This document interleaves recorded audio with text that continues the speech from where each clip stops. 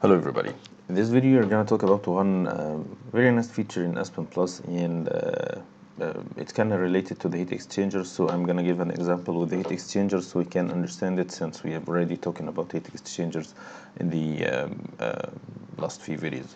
So the example that we have here is that we have 1000 kilogram per hour of ethylene glycol available at 4 bars and 150 degrees Celsius, and we need to cool this stream down from 150 to 80 degrees Celsius using cooling water. And the water that we have, it's just a utility water, it's not a processed water. And to understand the difference between the utility water and the process, or the utility stream and process stream, is that the utility stream is meant to be used for the sake of cooling, for heating, and for these kind of things. So it's not a part of the process that goes into the reaction or goes into separation units or stuff like that. So this is just a utility used for cooling and heating. And in this case, you have the water, it goes into the heat exchangers or the coolers, so its temperature rises, then it goes in a cycle to cooling, and then so it cools down so you can use it again. So this is what we call a utility stream.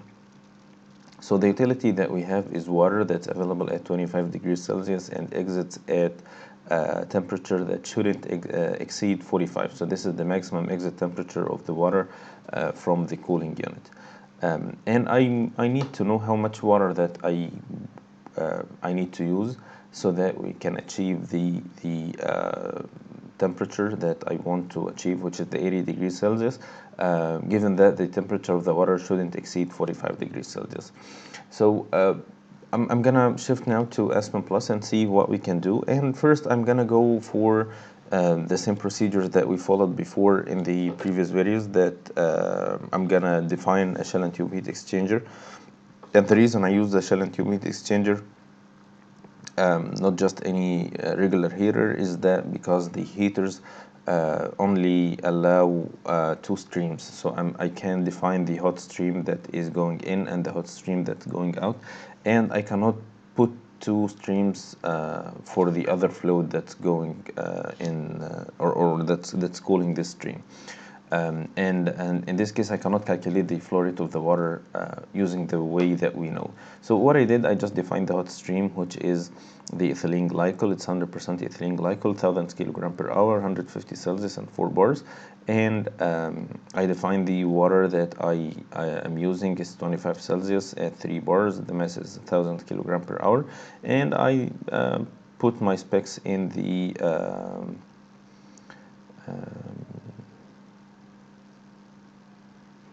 so this is a common issue that happens. I hope it's not a crash. Okay, so now it's working. So now I define the specification here is that it's 80 Celsius for the hot stream outlet temperature, and this is all what I need to do. And now I run the file. Of course, I define the flow rate of the water by any value, just 1000 kilogram per hour. And I forgot to mention that I use the design specs exactly the same way we did before. In the flow sheeting options, I go to design specs, and here I defined the input stream, which is, or the input data, which is the manipulated variable, which is the, or the desired variable that I want to adjust, is the temperature of water 2, which is the exit stream, and the spec is 45 degrees Celsius, and I want to vary the flow rate of the stream between 1000 and 5000, and the result showed that it is 2241.8 kilograms per hour. And this is what we will see in these in the stream results here. That we'll see that the final temperature or the final flow rate is 2241.8 kilograms per hour, exactly the same way we did that before. So this is totally fine, and that's okay. And the results are of course they're accurate results. But the point here is that the steps that I followed are kind of tedious steps, and defining the design spec is kind of a long process, and it takes time, and the possibility of doing mistakes in the design spec is not low, especially if we're not very familiar with it. So there is one other option that will save us time and will do everything for us without going into this whole thing. So to do this, I'm gonna duplicate this stream just to keep the results that we have here and see the results of the other method that we're gonna use. So I'm gonna go to manipulators here and add the duplicator, and I'm gonna remove the stream from here, connect it to here. So this is going into the duplicator, and I'm gonna have two exit streams, one going here and the other going to the new unit that we're gonna use. So this is, I'm gonna call it hot 1 just to differentiate it from hot 2. And if you run the file, it's gonna give us the exact same results. If we go here for the stream results, I'm gonna see the temperature is 80, the temperature of the water is 45, and the flow rate is 2241. So it's exactly the same thing. So this is the way we can duplicate the stream. I think we mentioned that in the previous video. So now let's see what I'm gonna do. What I'm gonna do is I'm gonna use one of these heaters here, and I'm gonna use the heaters, feed the stream in, and then feed the stream out, and then I'm gonna call it cooler. And as we mentioned before, this is dealt with as a flash unit. So just you want to define the exit temperature, which is 80 degrees Celsius, and I'm gonna mention that I have 0.25 bars as a pressure loss, and this is all what I need to define so that I can get the unit running. And as you see here, I only connected two units, and it's now fully specified. Now I run the file. Now the cooler, if we see stream results, you'd see that S3, which is the exit temperature or the exit stream 35, I can compare it with the exit of the heat exchanger, exactly the same thing, 80 Celsius, 37.5, and the same flow rate, and everything is exactly the same. But the point here is that I couldn't connect a stream of water here so that I can calculate the flow rate. And the way we can do it, and this is kind of one of the nicest things in Aspen Plus actually, is that there is a tab here that's called utility, and this is meant to deal with a case like ours. We have a stream that is, or that I'm calling, and I'm calling it using another utility stream. So instead of connecting it as a utility stream to the unit, I can just define in the unit that there is a utility that is used to cool or heat or do whatever I want to do. And I'll find here that there are no utilities, so I have to define a new one. And this is gonna take us to another part, which is this folder here. If you open this folder, you'll find that there are no utilities. And here you can define a new utility. So it's opening the exact same window. I'm going to call it cooling water. And it's gonna ask you to copy from something. And to copy from, it means that there are some built-in utility streams that are, or utilities that are defined in the software, and you can use one of them and edit in it or keep it as it is. So this is up to you. The utilities, you see, there are low pressure steam. It tells you that the temperature from 125 to 124. Of course, it's not a lot of temperature loss because it's losing the latent heat, which is the valuable heat in the steam. The same thing for the medium pressure steam, 175 to 174, the high pressure steam from 250 to 249. So it's giving you options to use the steam at different pressure, and as you know, as you increase the pressure of the steam, the temperature increases. So you know, if I have a stream that I want to heat up to like 200 Celsius, I can use this high pressure steam, and I cannot use the medium or low pressure steam because their temperatures are lower than the desired temperature.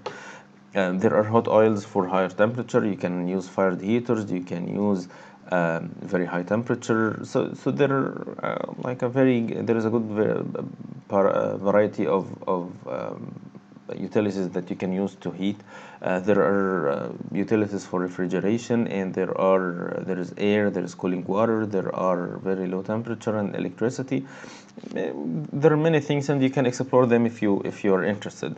But the one that we are interested in is the cooling water, and I'm gonna press OK. And now it's gonna take you to the cooling water. So I have now one more utility that is defined here, which is cooling water. The type is water, so I'm not gonna use any other utility. And it gives you some options that you can change if you want. There are already values that are built in, and there are values that you can change. So one of them is the utility cost. It tells you that you can define how the cost of water will be calculated, either by the energy price, which is the cost that you pay for the energy to cool the water or heat it, and the purchase unit, if you know how much money that you pay for each kilogram of the water. I'm not gonna change it because I don't have any info about it right now. And you can change information about the heating or cooling value. So usually what we do for cooling water is that we say that the heat is the mass flow rate multiplied by the heat capacity multiplied by the change in temperature, which is MCP delta T. And here you can either say that I know that it's gonna go from 20 to 25, and in this range, or in this 5 degrees change in water, this will correspond to change in heat, or it's gonna absorb this amount of heat. So this is way that you can define it. I'm not very used to this way of calculation. I haven't seen it a lot, but if you can use it if you want. And there is the specify inlet and outlet conditions. If this is an active, or you choose this option, then you need to go to this tab and change it if you want to change the values.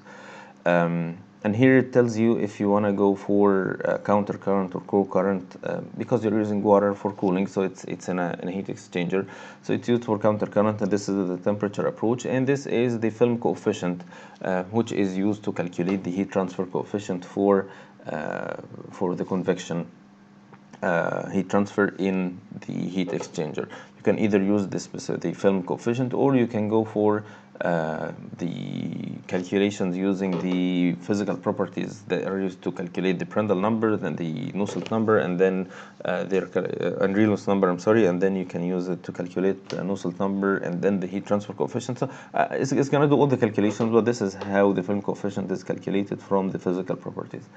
Again, I'm gonna keep them as they are. I don't have any reason for changing them, especially for these are some typical values for water. This is a very known material with the physical properties are known for like tens and tens of years. So there is no reason to change it, unless there is specific information that you want to provide by yourself. In this case, you can change it.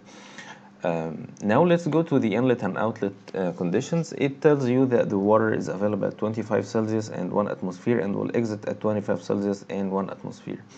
In my case, I have the inlet is 25 and the outlet is 45, so I'm gonna change it to 25, and I was using 3 atmospheres, and this is gonna be 45 and 3 atmospheres. So this is all what I need to define in my utility.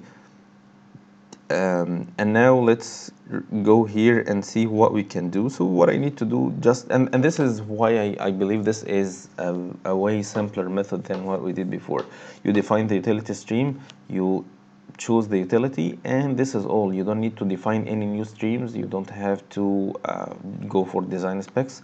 Just define the utility and tell Aspen Plus that I have a utility here which is cooling water. And we can run the file, and this is all what we need to do. And let's take a look at the results. It's gonna give you information about the outlet temperature, the vapor fraction, the heat duty, which are the same information that we got before. There are no new information in the balance or heat or phase equilibrium, but here is the nice part of this addition that we did. It's gonna tell you how much utility that is used. Of course, duty. Of course, it's negative because it is absorbed by the cooling water. And here it tells you that the amount of water that we used is 2235.36. I want to go back here and see the results here, or the flow rate that we got by all the steps. It was 2241. Here it's 2235. So the difference is almost 6 kilograms per hour. 6 kilograms per hour compared to 2235, which is almost nothing. It's a very, very, very, very, very small change in, or difference in the values. So I'm getting almost the same results from here and from here, what I got from here in the cooler using the utility and from the heat exchanger. And I just want you to feel the difference and how much time that you spent to define the heat exchanger or the shell and tube heat exchanger, to connect the streams, define the stream, go for design specs, do all the design spec specifications and define it well so that you can get the output. And by just defining the utility, which is just, I just literally change it 2 or 4 values: the inlet, the outlet temperature, and the inlet and the outlet pressure of the cooling water. And this is all what I did, and I got almost the same result. So and of course this is easier in calculation for the software itself. So in this case it went through many iterations till it reached this value, but in this case the software just calculated the duty, divided it by the CP delta T, and calculated the mass of the water that you want to use. So it's way easier, and this is better because if you have a big flow sheet and it's doing a lot of calculations, it's easier to make the calculations simpler for the software, so that it can calculate or do the calculations easier and quicker. So this is what we can do for this thing. Again, you can do this for cooling water, you can do it for steam, you can do it for heating, for cooling, or any other application. So I hope it's helpful, and I'll see you in the next video, inshallah. Goodbye.